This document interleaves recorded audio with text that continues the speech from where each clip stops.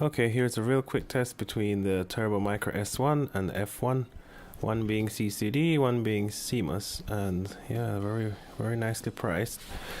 I wanted to see which one I can use to replace the camera on my Leader 120. First off, here we have the S1 CCD. We all know this look. CCD has been the one that we use for many years, and it looks pretty good. I love CCD, but I thought let me try CMOS. CMOS will give you more of an image that looks like an action camera, and I thought, you know, maybe I should try the SDR one, but I've been seeing a lot of those and it looks very impressive, but the night performance is a little bit dodgy. So I thought let me try the cheaper option for now, which is the F1, and the S1 is also, it's fairly cheap. It's not as cheap as the F1, but it gives very good results. What I like about the F1 is that it's got 1200 TVL and the image is amazing. I can see almost all the branches. And if you've been flying with a CCD like 600 TVL, then you will notice the difference right away. There's a look that CCD gives you. It's a very unique look. It's more contrast, I think, or just it highlights. There's a lot more highlights, whereas the CMOS will give you more of a GoPro look almost. This looks a little red. Not sure why, or if anybody else has this result. I did tweak the settings. I did turn up the coloring, I believe so. I thought that if I hit reset it would go back to default. It did go back to a default, but the WDR was off and it just didn't look like the way it was when I first got it.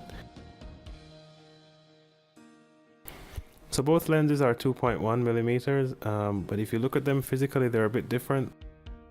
CCD seems a lot wider.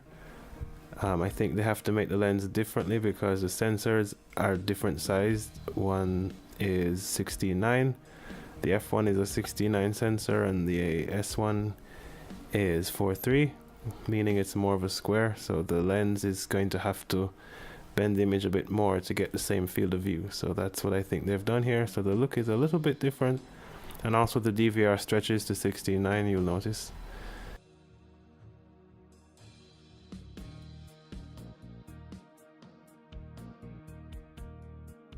So I decided to try the F1 again. So I went into the white balance and I put manual, and this is the result I got. I don't know if you like it. I like it. It looks interesting. It might be too much color, might be too much blues or something, but I think it's a very interesting look. And if you notice, it exposes the sun very nicely. I don't like when the sky looks too blown out. I think that's how it looked when I first got it. So that concludes this really quick review. This was really for me to make a decision on which one I will use the most, and I'm not sure yet, but I thought let me put this out there and see if it can help somebody else make up their mind.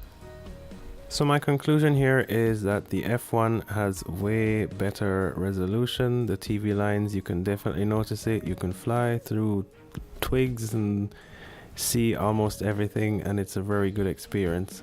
The S1, it's very clear, you can see as well, but it's not as sharp. So there's a trade-off there. I think if we had a CCD that was 1200 TV lines, then that would probably be a winner.